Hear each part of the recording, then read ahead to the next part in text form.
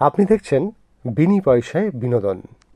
গীতা এলএলবিতে দেখা গেল অগ্নিজিতের সামনে এসে দাঁড়িয়েছে গীতা এবং তার বাবা। তার বাবা অগ্নিজিৎকে বললেন, আমি পুরনো সমস্ত কথা ভুলে গেছি, এখন আপনাকে বাঁচানোর পালা। অগ্নিজিৎ বলল, আমার কাউকে লাগবে না, আমি নিজেরটা নিজেই সওয়াল করে নেব। বাড়ির লোকজন সকলে এসছে, সকলে মিলেই অগ্নিজিৎ বলছে তোমরা কেন এসছো। অগ্নিজিৎ রেগে রয়েছে, তার কিছুটা হলেও ভীষণ খারাপ লাগছে, তাকে এইভাবে সে নিজেকে মেনে নিতে পারছে না, তার কারণ সে তো কোনো অপরাধ করেনি। এদিকে থানার বাইরে চলছে তার নামে বাজে বাজে স্লোগান, তাকে বলছে সরিয়ে দাও, হাঁটিয়ে দাও।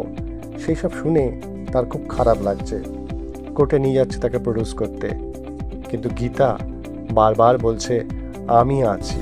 কিন্তু অগ্নিজিৎ বলছে তোমাকে থাকতে হবে না, আমি নিজের হয়ে নিজে সওয়াল করব।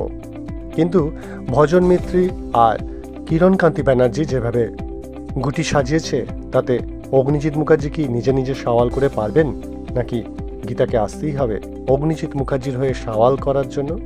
দেখতে থাকুন বিনি পয়সায় বিনোদন।